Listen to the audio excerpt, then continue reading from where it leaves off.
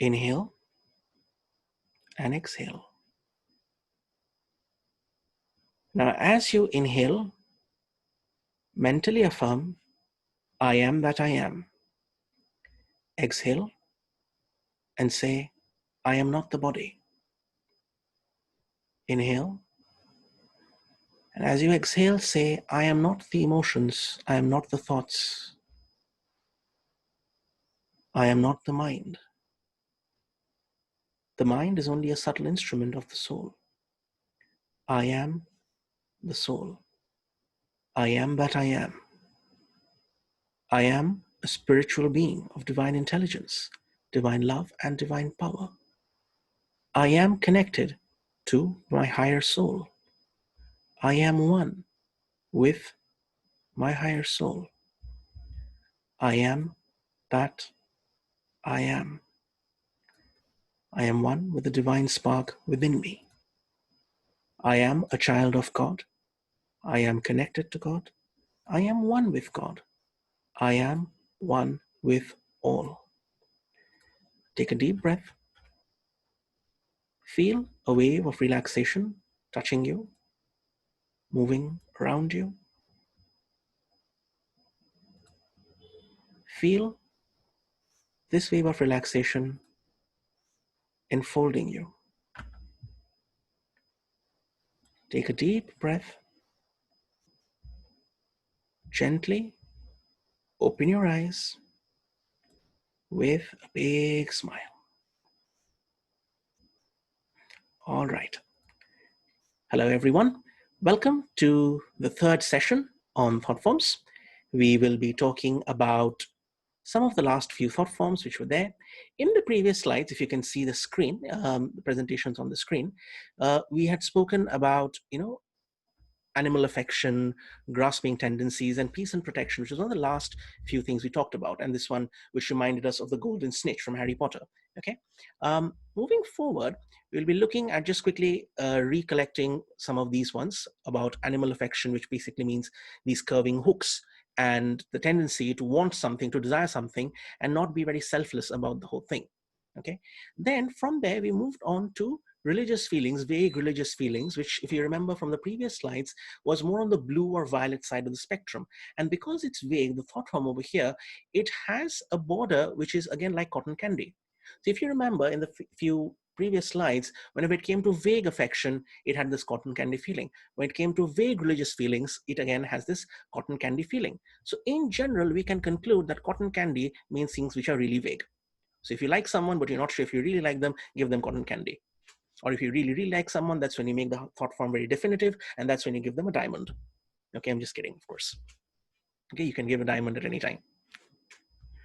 Okay, so moving on from the vague religious feelings, there is something which is of real interest. I'd like to spend some time with this particular thought form, which is the upward rise or the upward rush of devotion. Okay, it's similar in that to a cone. Okay, it's similar in shape to a cone, and there's a marked difference between the vague cloud to this shape. Now the color is the same. It's got this blue, beautiful color, but it rises straight up. Okay, and if you notice inside the core, there is a strong, solid core. Okay, which is white, kind of like a conductor. So if you've got a pranic healing background, you know about the spiritual cord. So you could say that from the crown, from the upper part of the aura, this entire rush of energy goes straight up. Okay, and it reaches out to a point, and this point is where the person is focusing their attention. Okay, it could be their spiritual teacher, it could be on an object of their meditation, it could be simply thinking about God or contemplating something, but the attention focuses on a point. And that is what this particular thought form represents, that from this person's head, from this person's aura, the energy is rushing straight up and it's meeting at a point. Okay, there's nothing uncertain about this thought form. It's not half formed. It's an outrush. It's a manifestation of a great, great emotional feeling, which is rooted in the knowledge of fact. Now, what does it mean, knowledge of fact? It means that this person knows that their spiritual teacher is connecting to them. Their spiritual teacher has a connection to them. So instead of just talking about it, I thought today we could try something a little different. Would you like to try an experiment? Would you be interested in trying an experiment? Okay, fantastic. If you could switch your cams on, okay, so you can see and interact, it makes the things a lot more interesting for everybody, okay? So if you could just put your cameras on, your videos on, it'd be wonderful. So what we're going to do is we're going to try and scan. If you know how to scan, fantastic. If you don't know how to scan, well, you should be learning pranic healing. I keep saying the statement, I don't know why. All right, okay, so cams are coming on, wonderful. Okay, let's just do this. Have a thought of your spiritual teacher, okay? If you have a photo of the spiritual teacher, so my spiritual teacher's photo is here on the eastern wall on my side. I'm going to be looking at this photo and just giving him a smile, hi, all right? And what we're going to do is I'm just going to say, I am scanning the thought form that I just generated, okay? Now, no need to create a point of focus, just have your teacher in your mind. Scan. Do you feel something? Do you feel anything? Use both your hands. Do you feel a shape kind of thing? A circular-ish kind of shape perhaps? And it's got a cool kind of feeling. Be aware of your hand, sensitize your hand. It's got a cool sort of feeling. Yeah? All right, let's try this now. Take your hands, put it in front of your heart. Okay, straight up.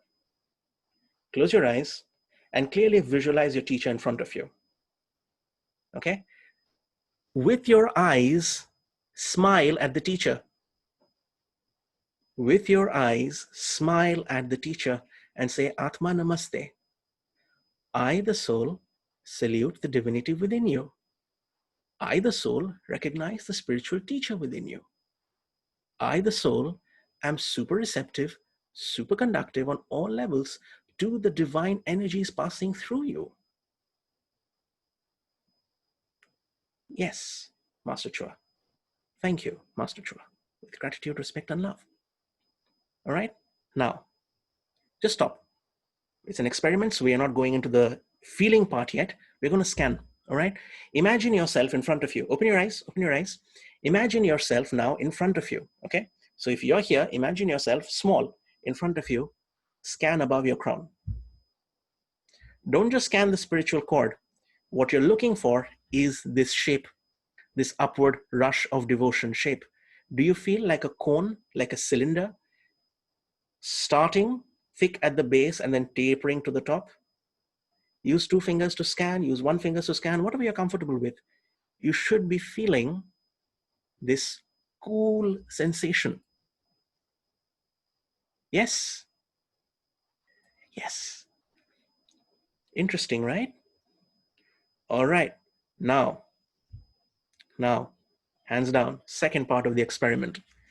Keep your hands folded in front. Close your eyes once more. Smile at the teacher with your eyes and say, I, the soul, am super receptive, super conductive on all levels to the divine energies passing through you, to my higher soul, and to me. I, the soul, am receptive, super conductive on all levels. And now after saying this, open your hands with your palms facing upwards in the receiving posture. Okay, receive, receive, receive, receive, receive. Be still, be aware, be receptive. 1, 2, 3. Yes, Master Chua. Thank you, Master Chua, with gratitude, respect, and love. You can substitute Master Chua for whoever your spiritual teacher is. Okay, it's open to all. All right, open your eyes. Open your eyes. Let's scan again. Let's scan once more. We're scanning the thought form. We're not scanning the spiritual cord. We're scanning the energy. Can you feel this rush of energy? Has it become thicker? Okay, has it become stronger? Now I keep feeling a really cold sensation in my hands. Maybe I should see a doctor, but it's probably the thought form. Really cold sensation. You feel that? All right, now, part 3 of the experiment. Feel the energy outside the thought form. Open your hands up, feel the energy outside the thought form. Try to feel the quality, the texture of what's coming down to you. You can try and make it simpler by taking your hand, okay, because energy is still coming down. You can scan your hand to see whether you're receiving energy. You can imagine your head, you can scan the top of your head to see whether you are receiving energy. Do you feel something? Are you feeling anything?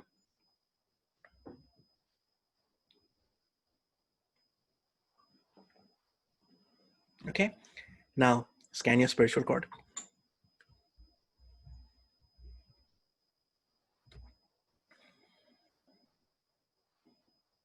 It's there, right? Bigger, brighter, bigger than your head. Yes. Wow. All right. What you just experienced is the response to devotion. So if you send one beam of energy up to the higher beings, to the spiritual teacher, you see the result of that coming down. Now you send one up. How many came down? 1, 2, 3, 4, 5, 6, 7. Way too many to count. So you send one focused thought of love, respect, gratitude, devotion, and what you get back is the response of God to the appeal which you made to him. Okay, this is the definition, this is the thought form of faith, is that you've asked for something, you've expressed it, you've let it go, and it's come to you. It needs a little bit of explanation because at every level of our existence, if you study the solar system, the response, God's presence is there at every level. His life, his energy is more on the higher planes, but it's definitely there on the lower planes also. So when we from the lower planes, from the physical planes, rise up from the physical, from the etheric to the astral, mental, and higher, it means that we are able to expand and grow beyond our physical body, our emotional body, our mental body. For a very spiritual person, being limited entirely to the physical body is a paralyzing limitation. As a spiritual being, you have no such limitation. Okay, so this is a blissful state. This is the divine life energy, which is way more than the energy that comes in from anything physical, anything etheric, anything emotional, anything mental. So as you generate this devotion energy to the supreme God, to the spiritual teachers, to the great ones, in return you are given way more energy. So you've heard this saying, right? When the student is ready, the teacher will appear. You've heard this saying?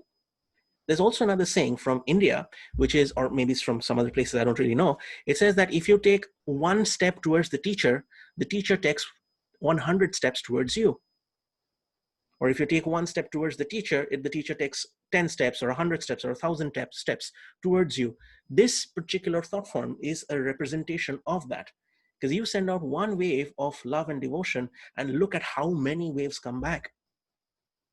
Now, of course, you can extrapolate this and say, okay, this could also be the law of karma at work, that it's in giving that we receive. So I give love, receive so much more. So it makes sense to say that if you're sitting inside a cylindrical container, you are going to be receiving a whole lot of energy. And that's why I find this particular place to be super, super interesting. Do you know what this is? This is the Arhatik Yoga Ashram in Pune. Okay, it's in India, created, envisioned by Master Choa Kok Sui for us, for students, okay, for future generations to come. The pyramid shape makes so much sense right now. For those of you who've physically been to the ashram, you know what it's like to meditate under the pyramid, okay? Yes, you visited. Yeah, actually, I've seen pictures on Facebook. Yeah, many of us have visited. And to sit inside that pyramid, inside that part, and to be receptive to the energies coming in, it's like you feel like you don't need to meditate ever again because it's so strong. Now, of course, you shouldn't do that. You should meditate more and more. But this is the genius of the teacher at work. This is the sheer genius of the teacher at work. And when I see this, it just drives home to me how fortunate I am to be a student in this particular system, because it takes so many truths, esoteric truths, and turns it into a practical, tangible, physical reality. And then from that physical reality also, we can extrapolate and go into the abstract part and see his genius at work in various places. So I'd like to just take this moment to express a word of thanks to the teacher. Thank you, Master Cho, for everything. With gratitude, respect, and love. And feeling a little emotional right now. Probably generating vague pink or dark pink, lovely, strong pink thought forms right now. And because this connects to the soul, all right, in which you realize that in spite of all the difficulties and pain that you go through life, there is the higher soul, which ultimately matters. All the pains and problems we go through is something really small. And this thought was encapsulated by a very famous poet called Rumi. This is from the Rubaiyat of Omar Khayyam, and this is the Rubai 536. It was shared to me by a very, very dear friend. And she paraphrased this: and may grief and sadness come to the unfaithful heart, and in this world may betrayal play a smaller part. Sadness is the only friend who stays with me, still true. And for that, loyal sadness, 1,000 thanks to you. This loyal sadness is the separation that the incarnated soul feels from the higher soul. So people come, people go. There is grief and sadness to the unfaithful heart, to the heart that does not recognize the greater oneness with the higher soul.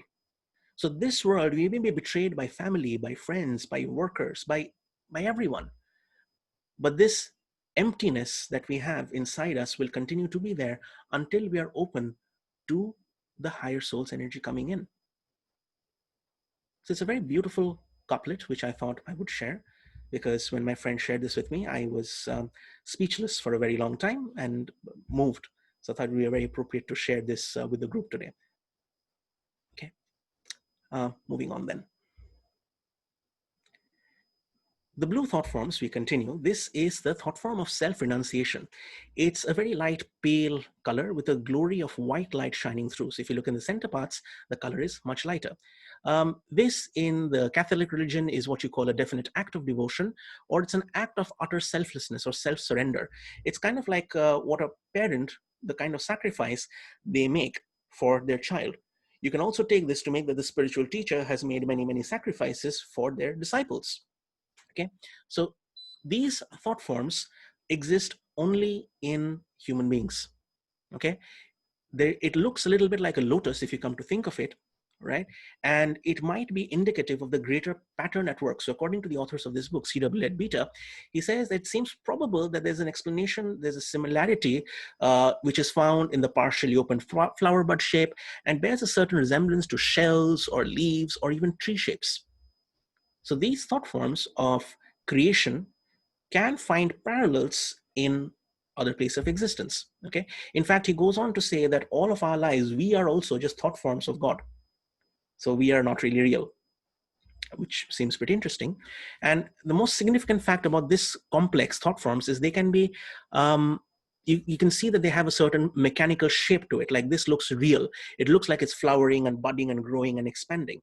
With our present level of knowledge, it's not going to be able to attempt a solution of these resemblances, of these patterns, because we're just getting a glimpse into the idea of creation.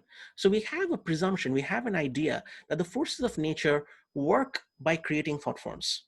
So in Mother Nature, when the great beings, the karmic beings, lords of karma, when they want to create, when the lords of creation want to create, they generate thought forms. And these thought forms take on matter and they create definitive shapes. Okay, so if you want to create, so that's why the shape of devotion is so closely linked with the shape of a flowering or blooming lotus. Even the chakras, if you remember from your basic workshop, basic courses, it talks about, it looks like petals which then opens up, right? So this thought form, as you grow and bloom, right, these thought forms pervade our system, and we also are able to tap into the existing thought forms. So if you want to create something or be more devotional, we simply have to tap into the thought forms which are already existent. Okay. Now, if there's a thought form, if there's a huge thought form which is present over a city or a country or even the planet, these massive thought forms are called egregors. E-G-R-E-G-O-R, egregor or egregore, however the pronunciation is. These simply means thought forms which are super powerful and so strong that they have acquired a certain level of consciousness and free will of their own. Okay, so there are thought forms of love, devotion. There are also thought forms of anger, pride, hatred, and everything else. So the universe is a mighty thought form, okay, called into existence by God. So it may well be that tiny parts of it are also thought forms of the lesser entities engaged in the same work. Now, when they say minor entities or lesser entities, they obviously don't mean someone lesser than us. Even the lesser entities of God who are still creating are still way more developed than we can ever hope to be, at least in our present state. Okay, and perhaps we may approach a comprehension of what is meant by the 330 million devas of the Hindus. Now, you know about the angelic kingdom, the Deva kingdom, and the Devachanic plane, which we studied about, according to the Hindu religion, there are 330 million gods. 330 million gods. Now, it is postulated by some people that they're not actually 330 million gods. Some say it could be 330 million thought forms or beings of creation who create life. Okay, have you read the Asterix comics, the Asterix and Obelix comics? They have gods for everything, right? They've got for the road, they've got for having soup, they've got gods for having noodles, they've got gods for having other things. I keep giving food-related examples. That should tell you what kind of thought forms are on me. All right? Now, the way to a man's heart is through his stomach. So you want to activate the heart, just give food thought forms. Simple, very simple, right?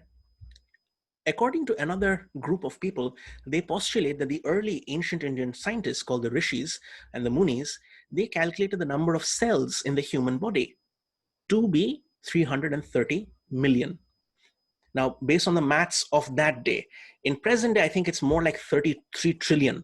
I'm not exactly sure of the number, but it's around, like it's missing a few zeros.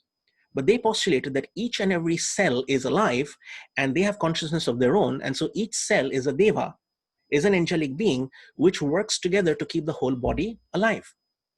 I personally find that this has some grains of truth, because there's also another truth which is mentioned in the pranic healing books, that our chakras are beings. Our chakras have consciousness.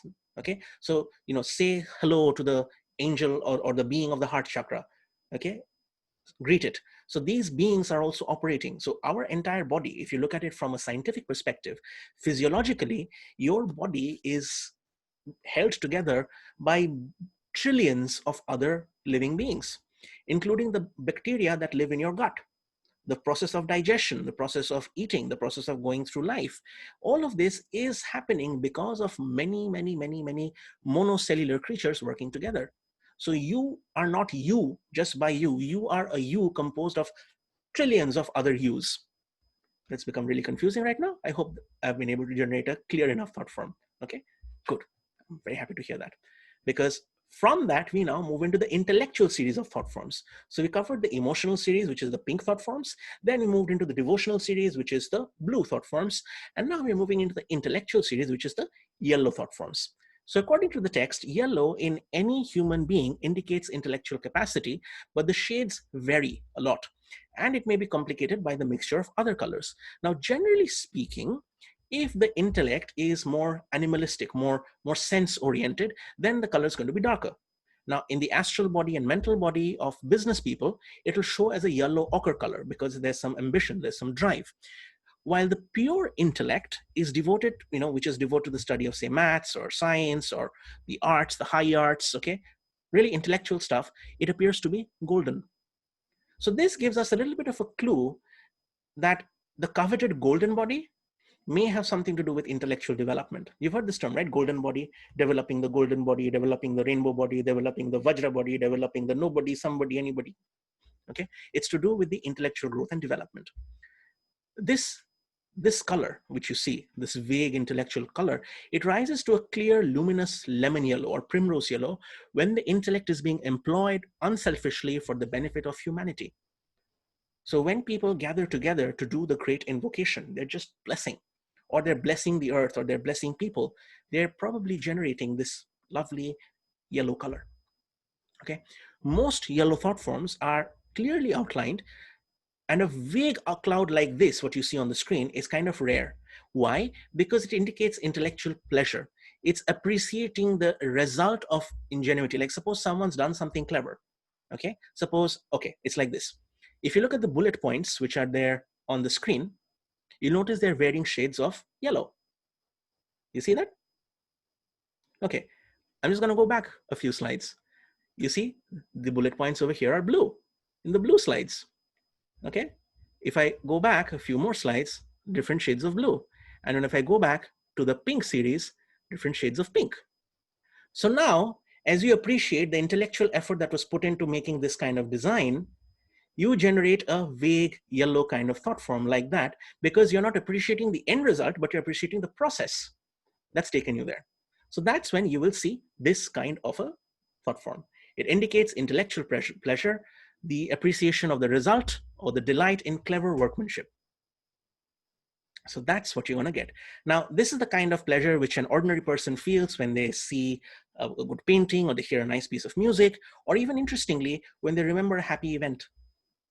So when you hear da da da da da da da, and you think of a happy event, boom, you've already started developing the golden body because you started producing golden colored thought forms.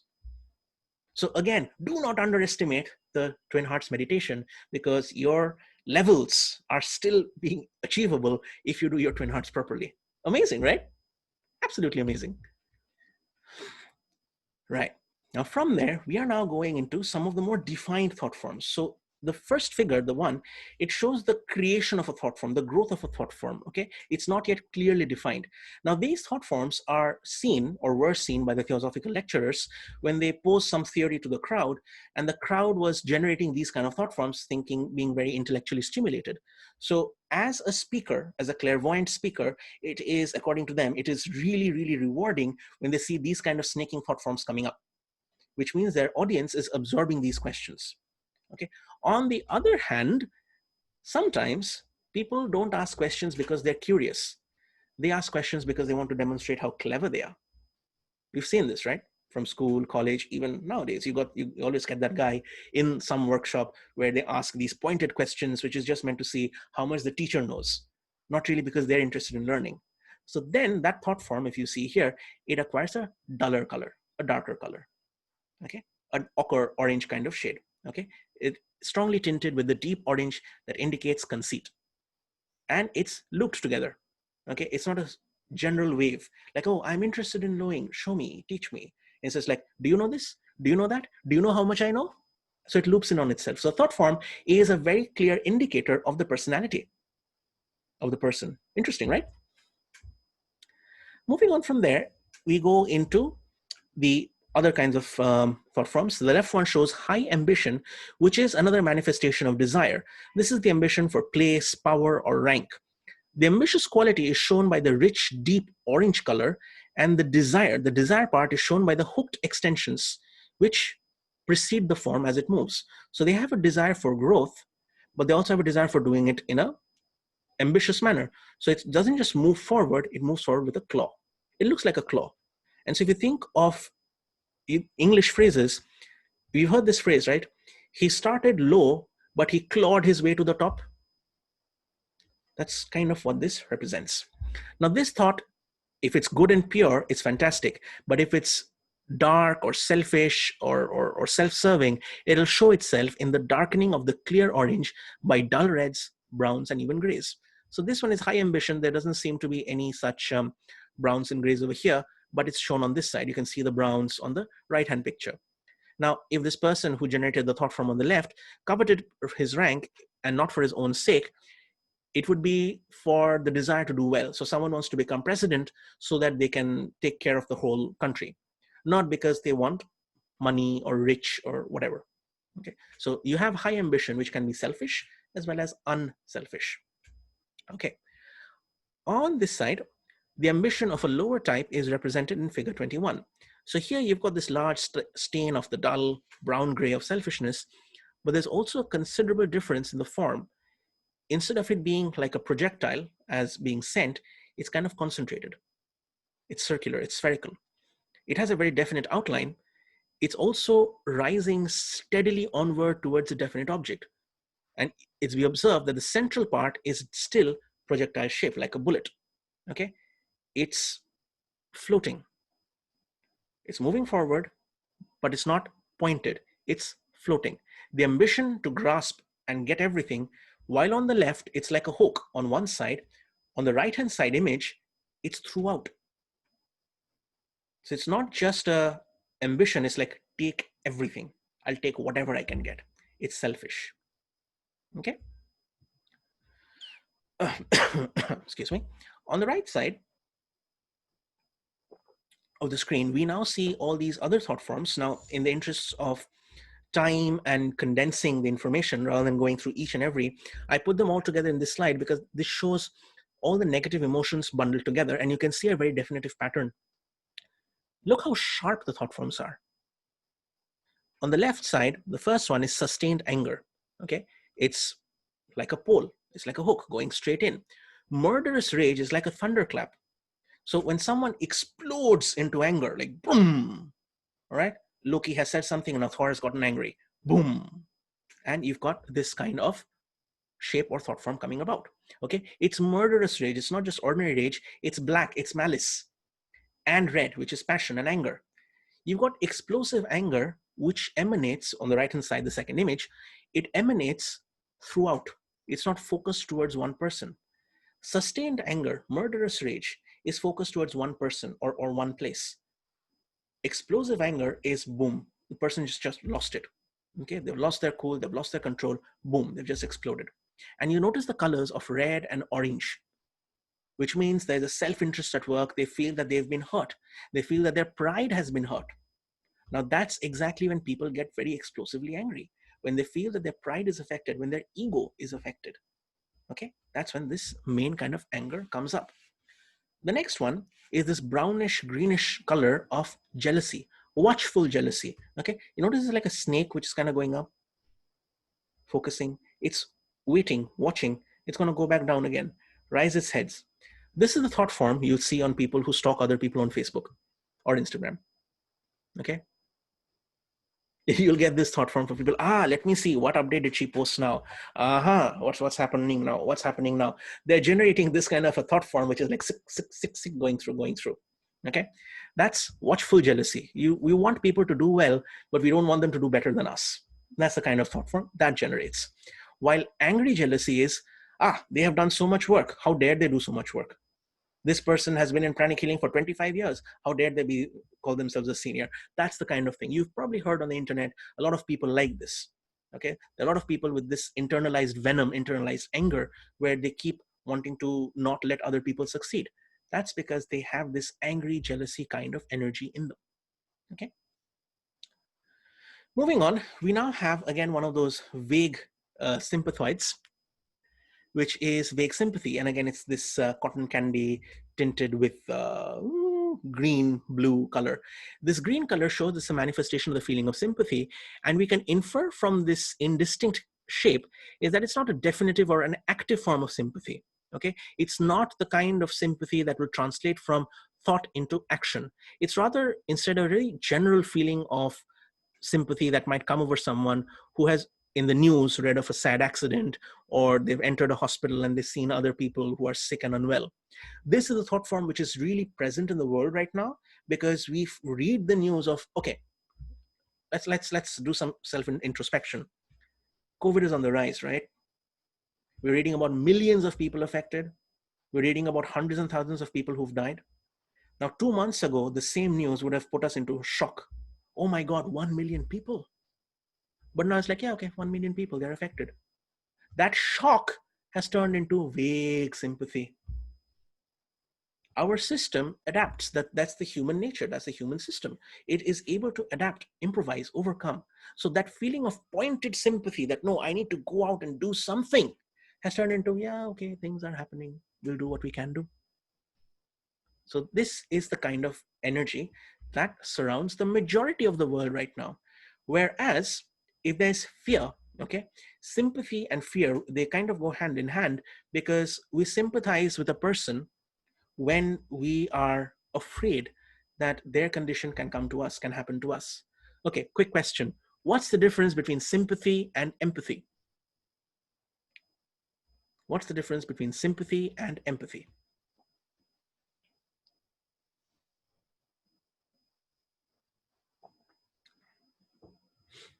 Any answers? So empathy, if I remember, was a emphasized sympathy, whereas sympathy was, that's what you explained, I remember. And sympathy was a little not very specific, or rather very generic one. Yeah, you're on the right track. Can you give an example?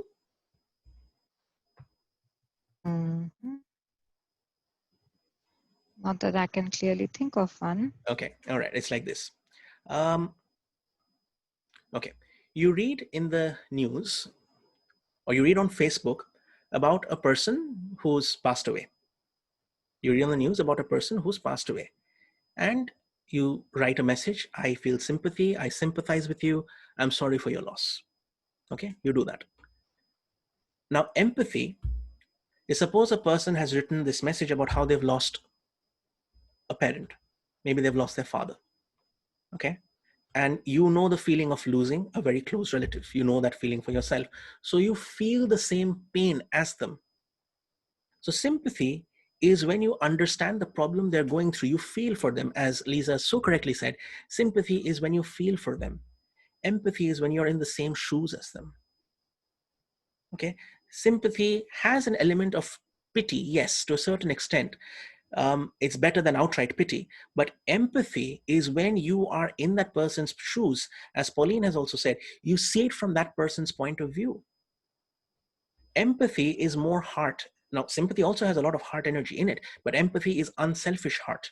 Sympathy, on the other hand, has an element of fear in it. That, oh, I sympathize with your problem because I also don't want to go through that situation. Okay.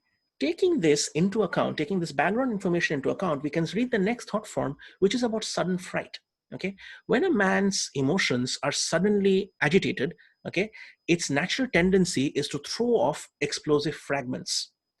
So this is a very important statement. Okay, this first line over here, I should have made it bold, is that when a man's astral body is frenzied, the natural tendency is to explode.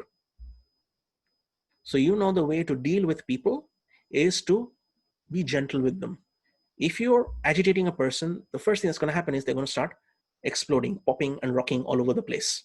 Okay, so don't shock people, basically.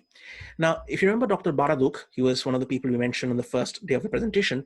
He had taken a photograph where he noticed that an eruption of broken circles resulted from sudden annoyance. And in this outrush, there were moon-shaped forms, which seemed to be somewhat of the same nature, okay, although they're lines of matter. So what he noticed, what he observed was, look at the right side of the picture, okay? The left side of the picture is the starting point, and the right side picture is the ending point, okay?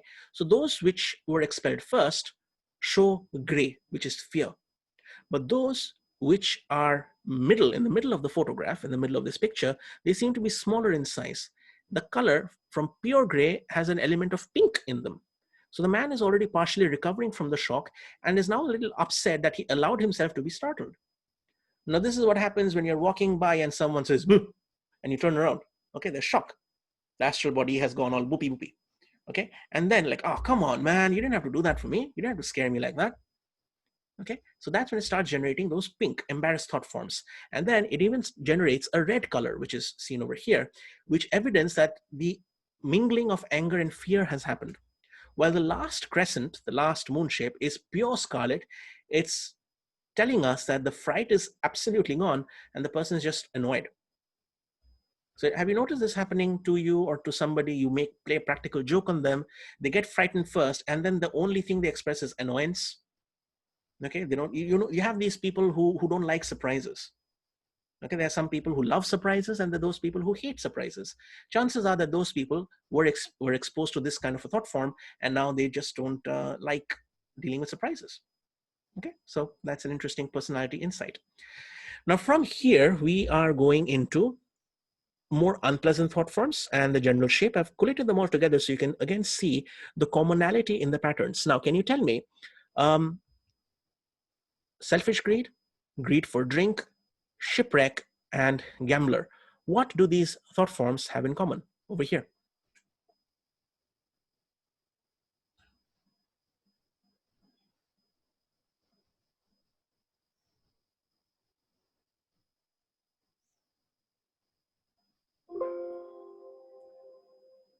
Look at the shape. They're sharp shaped, that's correct. What else?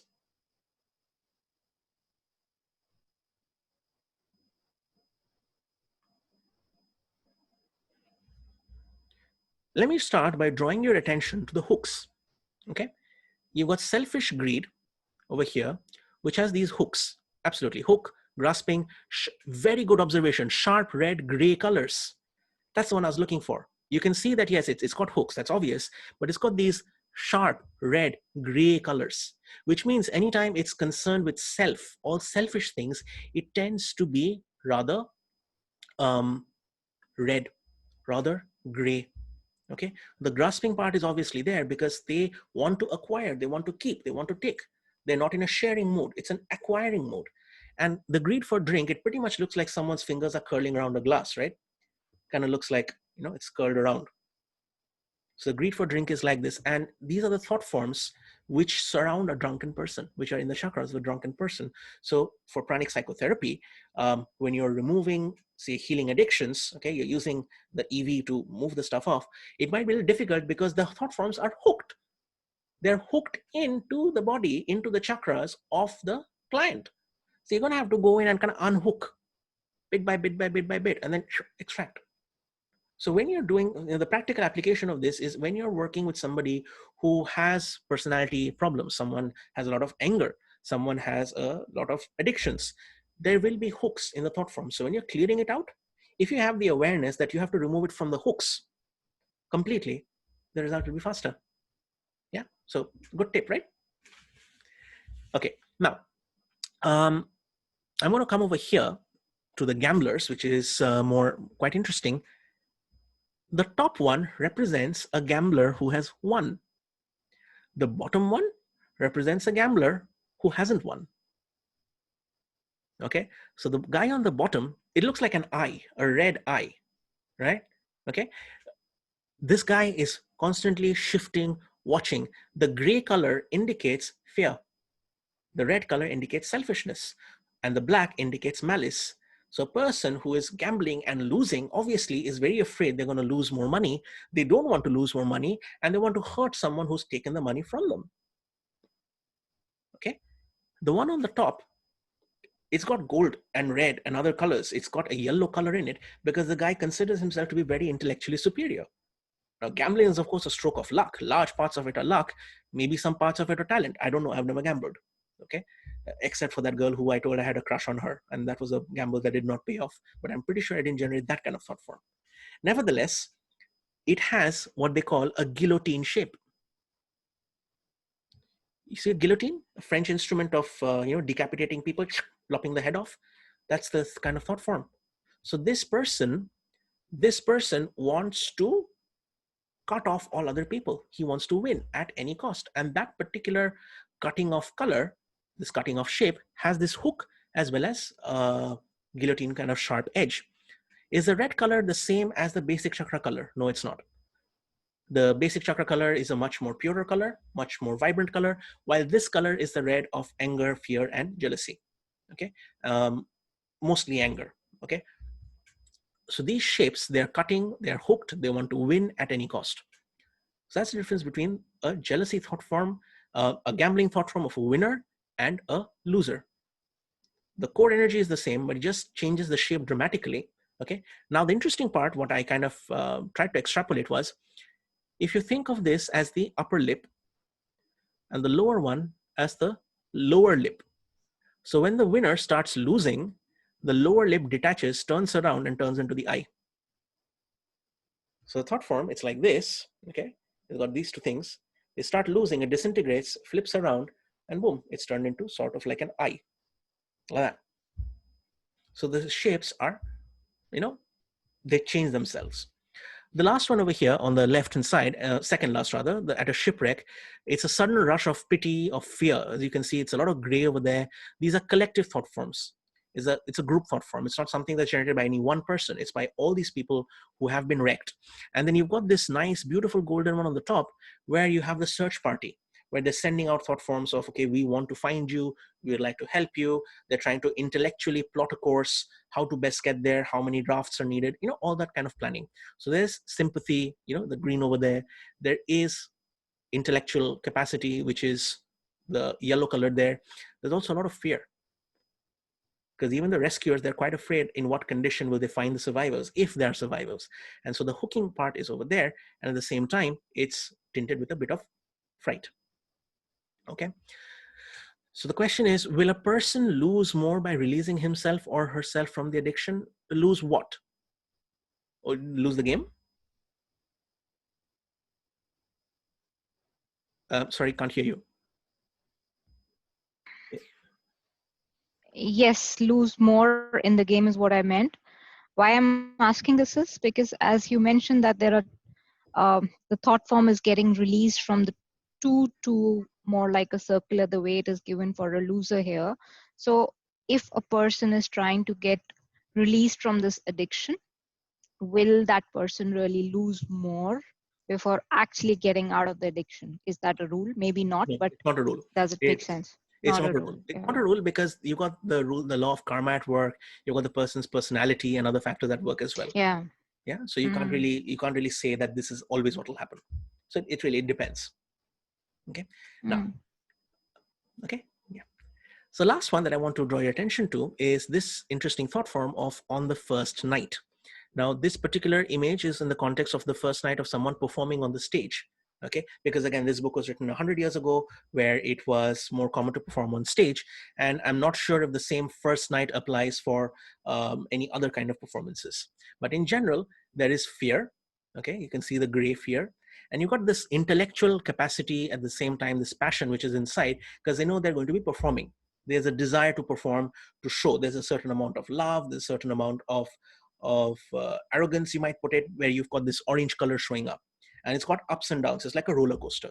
So when someone is about to get up on stage, okay, this is usually the kind of thought form that they produce. So 2 Saturdays back, when I conducted this class for the first time, this is pretty sure this was the kind of thought form that was circulating around my system. Okay. Right, we have a question here. How do you protect ourselves from those negative energies? Well, like energies attract. So if you have the opposite kind of energy in your system, you will not attract negativity. So the simplest solution, meditation on twin hearts. Simplest solution, twin hearts meditation. Okay. Okay, now these thought forms, they have come into more abstract kind of shapes. So I'm going to start with the bottommost one over here, which looks like this croissant. Okay, it could look like the horns of a really well-fed bull, but I'd like to think of it as a croissant. This thought form is on meeting a friend. Okay, the green part represents the sympathy, the yellow part represents, of course, the intellect, and the red part represents the emotions. So there's a lot of, when you meet a friend after a very long time, okay, think of a friend. Okay, you want to do another experiment? You want to do another experiment? Okay, cool. Think of a friend who you've lost touch with. Okay, someone who's close to you, someone who you like, who you still are on good terms with, but you just lost touch for whatever reason. Okay, think of this friend. All right, think of a shared happy memory. Think of a happy memory connected to this friend. Think now of a conversation with this friend where you discuss something intellectual. Think how it feels when you talk, when you get together. Think of shared sad moments as well, because you've gone through a lot together. Now, tune out, focus on this friend, be aware of this friend. Okay, mentally take their name, say Atma, friend, namaste. Atma, friend, namaste. God bless you. May you be filled with love, filled with light, filled with happiness. God bless you. Let's be in touch. Let's stay in touch. Let's be happy.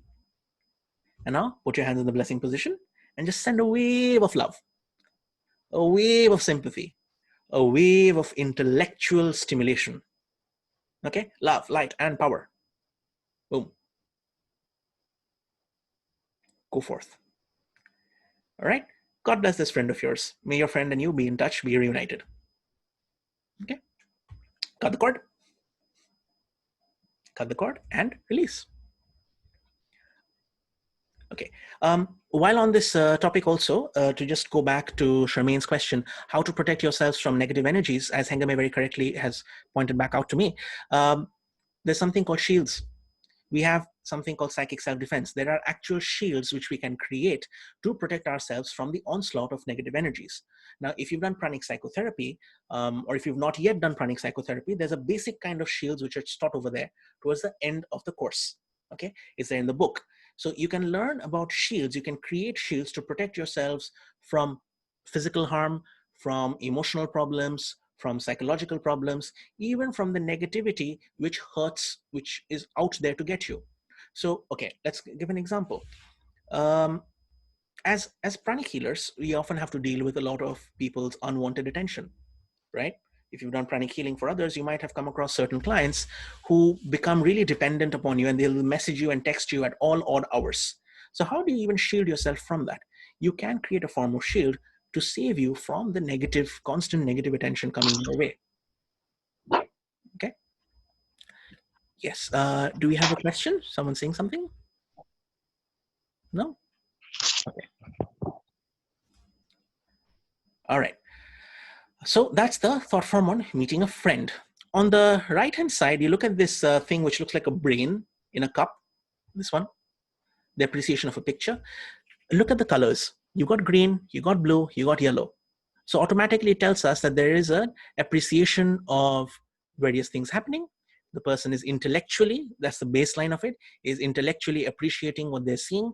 They have a sense of sympathy with what has been shown in the picture. Maybe it's a scenery, maybe it's a portrait, maybe it's something which reminds them of something they like. Hence the green color is generated. At the same time, there's blue because it creates in them a feeling of connectedness. When you see a beautiful painting, you feel connected there. You see a waterfall or a mountain or a forest or a beach, whatever it is that you like, you wish you were there. So mentally, you transport yourself over there, which creates a devout feeling, which creates that devotional feeling, hence the blue color and the purple color. The most interesting part is this particular egg-like shape, which resembles a brain. And that's kind of self-explanatory. It's a thought form within a thought form, which is pulsating with life. So these thought forms often accompany those people who are artists because they're conceptualizing. So this part, this brain part, it has this idea, it has the concept which is flowing in of it, out of it at all levels. Okay. Now, moving on to this side at a funeral, which is really interesting. You've got the sad. Okay, can you tell me which is the sad thought form and a happy thought form in figure 34? The figure on the left or the figure on the right? Which is the sad one, which is the happy one? And why do you think so? The right one is the sad one, the left one is this happy. Mm-hmm. Absolutely, full marks. Why do you think so? It looks like that. Okay. Gray. Gray, yes. And? Looks like a, I don't know, I see it like a dirty mouse. Well, a clean mouse is, of course, the stuff only you'll see in a cartoon. Okay. Let's analyze it. You see, it's got this tail, which, yes, very rightly reminds us of a dirty rat. It's got a hook. It's got a hook. So this is the kind of thought form that a person who's finding it difficult to accept the death of the loved one. Person is dead. No, come back to life. Hooked. Not wanting to let go. You've got these rolling clouds of sadness, which is there. And then you have certain moments of clarity, but you look at the color, the dull red, that's selfish. What's going to happen to me?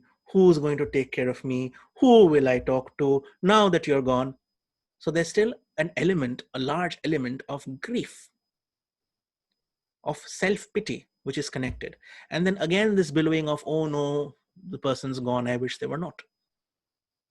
So again, simply by studying the shape of the thought form, by studying the colors and patterns and at what point they originate, we get a very clear idea into the personality of a person as well. Okay, so shape, color. How would you analyze the picture on the left, the one that looks like an inverted top? Let's have a discussion. First, let's go by the colors.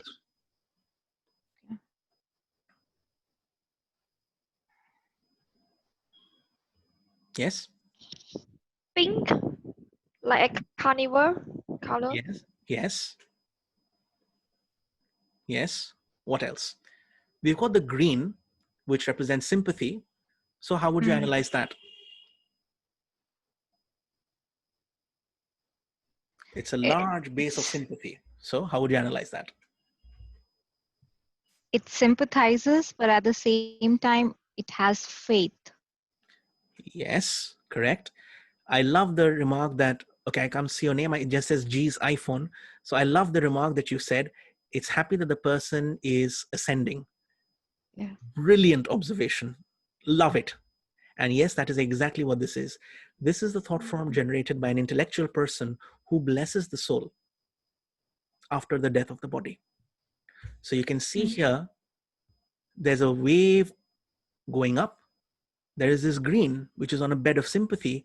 There is the sadness in it as well, but there's this devotion, which is that blue and white. Remember the upward rush of devotion kind of thought form? So they Yeah. know that the soul will unite with the higher soul, will be in a happy place, in a good place. Okay. Is it similar to the saying that death is not the end? Quite so. Quite similar, yes. Oh, there's also another question. How to stop ourselves from self-criticism and self-attack? This is actually very directly connected to pranic psychotherapy and inner reflection and firm resolutions.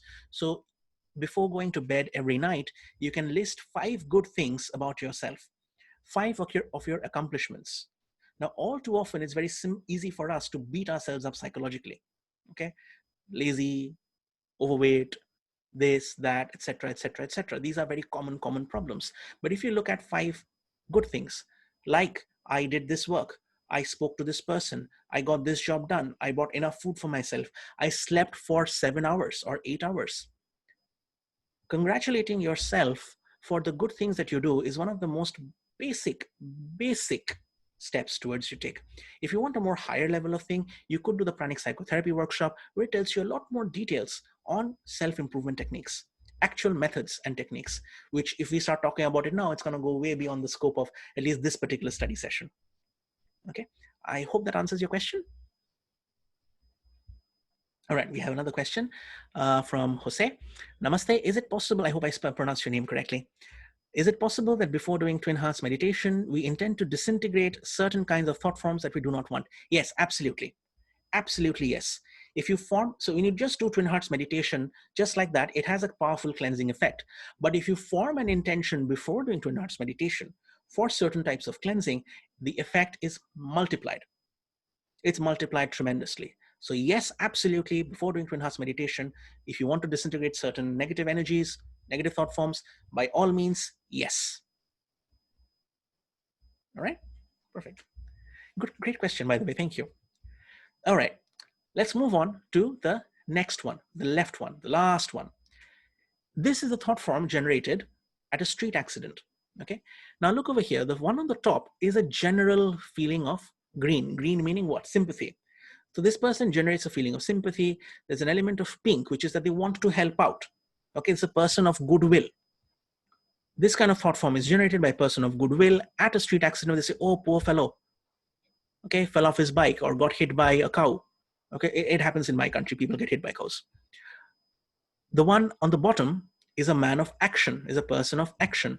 You can see that the thought form is very clearly outlined. It has a definite pink and green. In fact, it looks like the world in a certain way. If the oceans were pink and the continents were green, okay, that's this particular planet thought form that's being created. So this is the kind of thought form of a person who will go out and actively take steps. They will go out and say, yes, I'm here to help. Pick the person up, call an ambulance, call a doctor, get first aid, all those lines of action. So again, like the gambler's thought form, which we saw, this one also is like the difference between, yes, absolutely, Pauline, is the difference between goodwill on the top and the bottom one is the will to do good. From vague to definite. The same colors turn into a very definite, proportionate will to do good. So people who have goodwill, they will have vague colors, they'll have the right colors, okay? They have like this pink halo. Yes, Charmaine, correct. They have this pink halo. And the ones over there, they're people of action. They don't have time for building halos. They just go out and do the work. Okay, right. Now we are almost towards the end of the book. This is a really beautiful thought form which have gone into, now these are thought forms which are observed in people who are meditating. Okay, and according to the author, it was very difficult to draw these thought forms because they became so complicated. The shapes were so powerful, so intricate, that it became very difficult for them to kind of put them into paper, put them into action. So you see this pink and green, which shows sympathy and love for all. It's kind of like a shell, like a conch shell, like a conicone. All right. It's not a wing, as some people have observed, although it has elements which look like a wing, but it's actually like a shell. Okay. And the pink part over here, it represents love for humanity, love for all. And the green part obviously is sympathy, but it's very structured. These are people, when they're blessing, when they're meditating upon humanity or the world, they be like, okay, let North America be blessed. Let South America be blessed. Let Europe be blessed. Let the Middle East be blessed. Let Africa be blessed. Let Asia be blessed. Let Southeast Asia be blessed. Let Australia be blessed. Let the North and South Pole be blessed. And then they go details. They go country-wise. They go state-wise. They go person-wise if necessary. It's when they say it's love and sympathy for all, they're literally covering the whole world in a shell of protection. So the observation is spot on. It looks like a shell. And pink and green, yes, these are colors generated by the heart chakra. Pink color, okay, according to one book, I don't exactly remember which book, but it says that pink prana is an astral prana. So you've got the physical pranas, red, blue, and all the other colors. You've got pink prana, which is not really a prana, but it's more of an astral kind of prana. Okay, so could be an interesting discussion at a later date. What are the physical pranas? What are the emotional pranas, mental pranas, and so on and so forth, if there is any such thing like that. Okay, so it looks like a shell, and these are the colors which are also, of course, generated by the heart. On the right-hand side, you've got this really intricate, really complex thought form, which is an aspiration to enfold all. Okay, the question is pink considered a shade of red? Yes, it could be considered a shade of red. Very, very, very, very light red. Okay. Point to be noted. There is a difference in shades, which is pigment, which is color. Okay. And there's a difference between light. So you've got white light, okay, which is a combination of red, green, and blue. Okay. If you think of the color triangle, red, green, and blue create white light. But on a piece of paper, if you use a red crayon and then a green crayon and then a blue crayon, you're not going to end up with the color white. So there's a big difference between the color of light and the pigments and shades and hues and textures of other things. So from the point of view of pigmentation, pink is definitely a shade of red. From the point of view of the colors, it's an interesting question. Right, okay, so we have another question here. Help me to intellectually understand how placing 3 fingers on the Ajna chakra in the exercise of purification helps in the disintegration of unwanted thought forms. Is everybody arhatic over here? To the Prana World admin, okay, not everyone is an arhatic over here. See, if one person says they're not arhatic, I can't talk about it. So good insight for, good motivation to get everyone into arhatic yoga. Should I or should I not? Let's take a vote. Should I talk about it? Should I not talk about it? Okay, everyone's given us so many yeses. All right, I've got all these yellow thought forms coming to me now.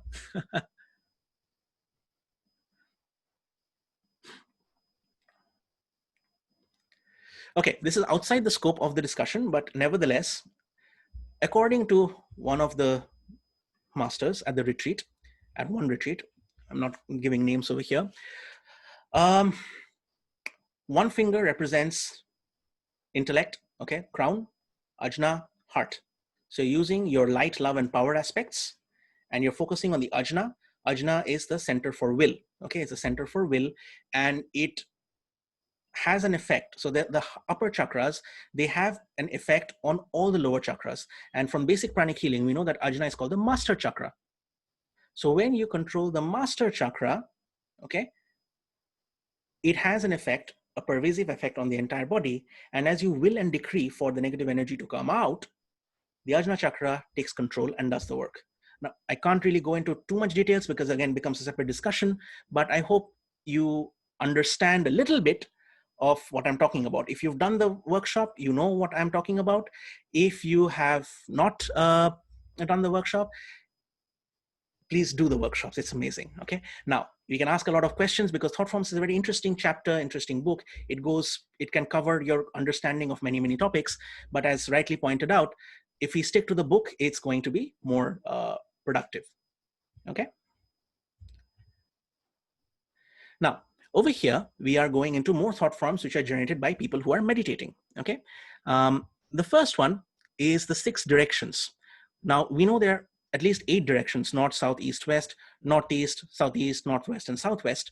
But this particular one, okay, it is taken from a tenet of Hinduism where they talk about 4 directions, okay, north, south, east, and west, the top and the bottom, okay, above and below, hence 6 directions. So this is an energy of sympathy, of love, of acceptance, of growth, which radiates out from the meditator towards all of humanity. This is the second one is an intellectual understanding of the cosmic order. This is golden in color, it representing the light and illumination. It is the upward pointing triangle and the downward pointing triangle, which is something we covered in one of the past sessions. Okay, not going into too much detail of it, but as you can see, all the symbols of divinity, if it belongs to any particular religion, these shapes and colors, they come into play. Okay, and these are seen and adopted often by the clairvoyant leaders to give a sign to their religion. Like, you know, certain religions have certain signs and symbols. These are adopted from such thought forms created.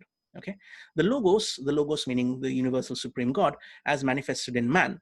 Okay, the 5 senses you've got the 5 virtues, you've got the main vices, you've got, you know, a human being, you know, the 5-pointed star kind of shape, and the colors of intellect, of understanding, of glory, all of these are radiating outwards from over there. Okay, on the same point, it's coming in, the logos is all pervasive. Okay, so it's this beautiful golden light, it kind of looks like the sun in space. These are massive thought forms, these are humongous thought forms. The manifestation of the logos in various shapes and sizes and other places where the manifestation of the logos is seen. These shapes and colors, they were observed by the meditators, they were observed by people who are drawing the thought forms of meditation, and as such, they're really, really complex. Okay, from an intellectual point of view, from understanding, it's simply that the logos sees manifestation in these shapes. Okay. Now we've come to pretty much the last part. There's only 2 slides left. Should we finish off the book in today's session? It'll take maybe another 10 minutes. Or we can have another session next month and for maybe 10 or 15 minutes, up to you. Shall we finish it today? Okay, let's finish it today. All right, helpful and meditative thought forms. All right, over here, let's just go from the bottom left. This is again like an eye of sympathy. There's this religious feeling and there's love inside. This is the kind of energy or thought form which is created when you're blessing everybody. The same type of thought form is created in this one when you're sending love out, when you're sending angelic beings out, when you're sending helpful thoughts. So anytime someone goes on Facebook and say thoughts and prayers, they're pretty much generating thought forms like this. Okay. It's pretty self-explanatory over here. That's why I've grouped them all together. You notice that the helpful shapes, you know, like the signs of aid or helping, and they're radiating outwards. You've got the green color of sympathy, or you've got the blue of devotion and religious feeling, or you've got, since it's thought, you've got the yellow of helpful thought, which is all radiating outwards. Okay, the colors of red, blue, green, and yellow, okay, seem to be there throughout. Red in this case is like purpose, it's giving it force. So you're sending helpful thoughts to a person, okay, you're generating a kind of engine in them which causes it to move forward really, really fast.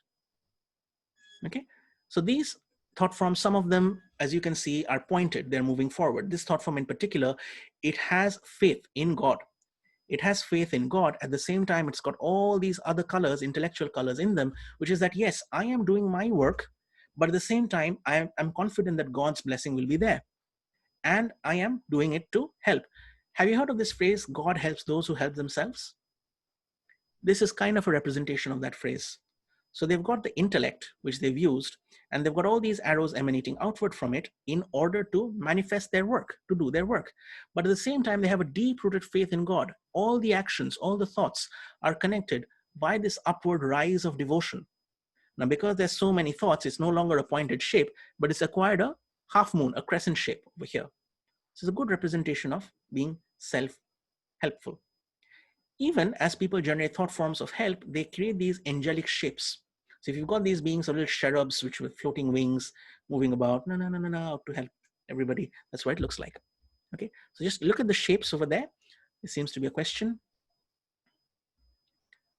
Okay, I would love to answer the question that you've got over there about inner reflection, but I'm afraid that's a separate topic for itself. Maybe if you message us on Facebook, or if we can have a separate session, that would help. But unfortunately, in the context of today's book on talking thought forms, I'll not be able to answer it. Okay, it is connected to the Ajna, it's connected to willpower, it is connected to psychotherapy as well. Okay, I hope you understand that in the context of today's discussion, I can't really go forward there. All right, moving forward. This is pretty much the second last slide. All right, this is the kind of music which is generated by Mendelssohn. Okay, I think he was a German composer. I tried to find a YouTube track. In fact, what I'll do is I will let's see if I can play the track, or it'll probably hang my system. I don't know. Let's see if the music plays.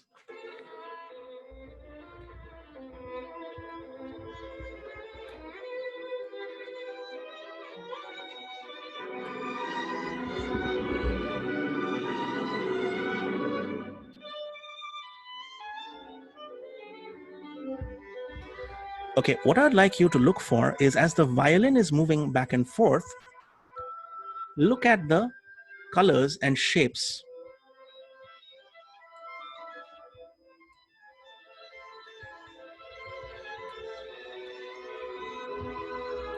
You notice how it's moving up and down.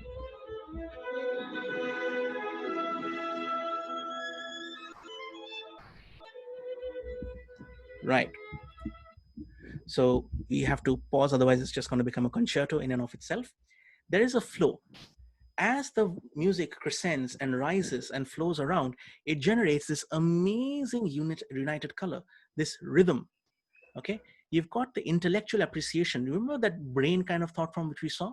It starts off thick at the base and then becomes like this nice big egg-shaped thing. You've got the same shape coming up over there.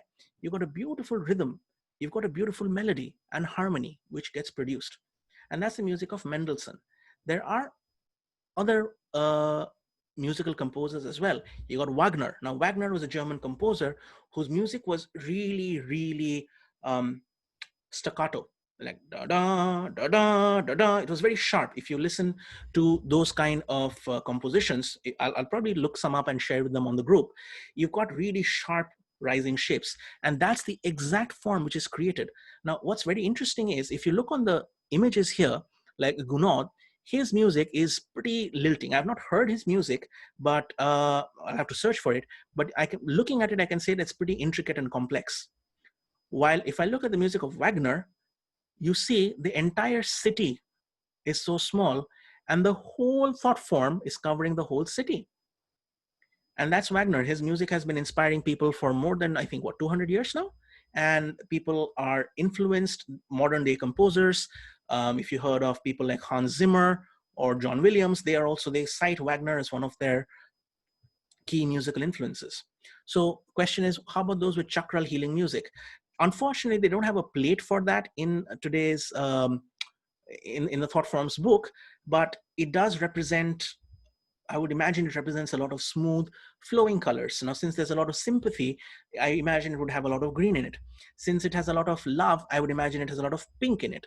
Depending on their understanding of the chakras, I would probably assume there's white and there's blue and there's some yellow in it as well. And it would be in shapes. Now you've got to actually see whether the chakral healing music actually works or not, or it's somebody who's just composed something and passing it off as chakral healing music. So we need a 2020 edition of Thought Forms book. Yes, please do write one. Okay. And with that, we've come to the end of the book. We've covered the whole book. It's done.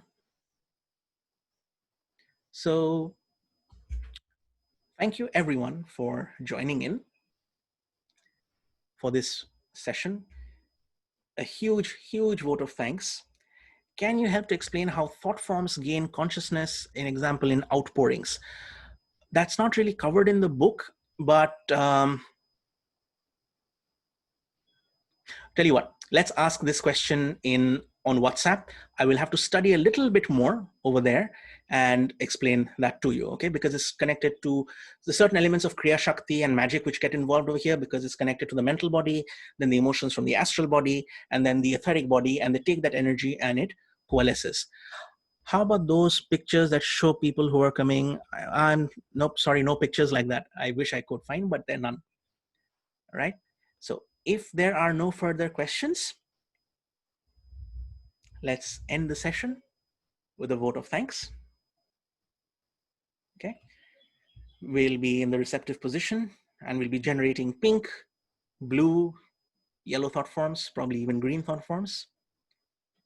To the Supreme God, Divine Father, Divine Mother, to my spiritual teacher, to all the spiritual teachers, the holy gurus, holy masters, saints, archangels, holy angels, and spiritual helpers, to the angels of pranic healing and arhatic yoga, to the angels of theosophy, to the angels of love and wisdom. Thank you for guiding us these few weeks to help us understand thought forms, the shapes and mechanics of it, and for us to help interpret them. Thank you for giving us this knowledge that we can become better healers, better professionals, better people. We thank you for giving us this opportunity to gather together as a group. We thank Prana World and the facilitators at Prana World for bringing us together and making this happen. God bless the people in charge of Prana World. God bless Master Chua Kuk Sui. God bless the Theosophical Society. God's blessings be with all. Take a deep breath. Open your eyes. Atmas, namaste.